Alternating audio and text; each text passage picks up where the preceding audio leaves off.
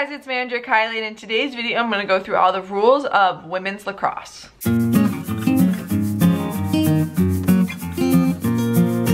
So today I'm going to go through all the rules of women's lacrosse. There are some big differences between men's and women's lacrosse, and I just did a video on all the rules of men's lacrosse, so I thought today I'd go through and do all the rules for women's lacrosse. But if you guys are interested in more sports administration videos just like this, definitely subscribe button, turn the bell so you get notified every time I upload. I just post a new video every single Wednesday at 2 p.m. Eastern time. So some of the basics of lacrosse are the same. You still have the goal of scoring more points than your opponent. To score a goal, you take a shot on net. The ball does have to fully cross the line, and you cannot step into the goalie crease. The field is set up pretty similar.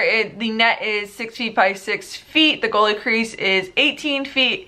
The field is about 60 yards wide and about 100 yards long, and the goalie crease is 5 meters in from the end lines of the field. Women's lacrosse is played with 12 players on the field. A typical setup for this is 1 goalie, 4 defense, 3 midfield, and 4 attack. There are 2 restraining lines at the 30-yard line, and this limits where some of the players can go. Within the restraining line, so between the end lines and the restraining lines, the game is played 7-on-7, and then whichever defending team has their goalie in there. So for this, that means that 4 players have to stay behind that 30-yard line restraining line on each side, so your attack cannot go into your defensive zone, and your defense cannot go into your attacking zone. Between the 2 30-yard lines, anybody can run in that area. On the field, there's also an 8-meter and a 12-meter arc, and there's some special rules within these arcs. Some rules within the 8-meter arc are things like shooting space and 3 seconds, and other things that can cause fouls. Generally, positionally, the offense sets up outside the 12-meter arc, and the defense sets up between the 8-meter and the 12-meter arc. The game starts with a draw, so this is when 2 players put their sticks up against each other,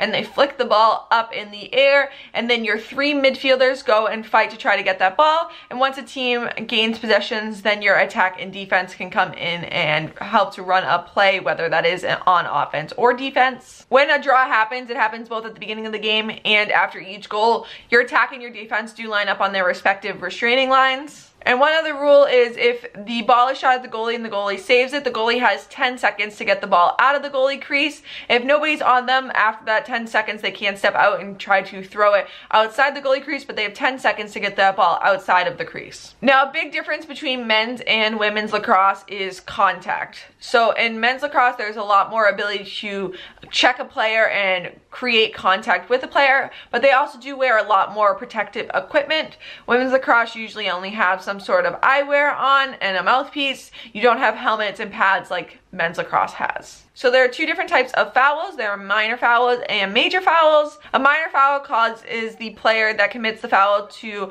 move away 4 meters from the player that they committed the foul on. So if you came up and committed a minor foul on the player with the ball, you would just move 4 meters away in the direction that you came from. These are typically less safety related fouls. So these are like covering, so you can't cover the ball when you try to pick it up, along with an empty stick checks. These are not ones that have a safety measure to them. Major fouls are ones that more have a reason for safety. So this is any time the defending stick goes near the offensive player's head.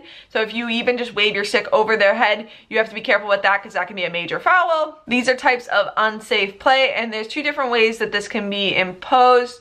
So if you are outside the creases, a major foul causes the player that committed the foul to go 4 meters directly behind the other player. That player is given the ball, and they have a free run as their defender is 4 meters behind them. If it happens with inside the 8-meter arc, so this could be more like you're trying to block their shot and you accidentally swing and check at near their head. This gives the player a free position shot, so everybody lines up around that 8-meter arc, and that player lines up on one of the hashes and they get a free position shot, which means when the whistle is blown, they can run and try to shoot the ball. The defenders have to kind of crash in and stop that.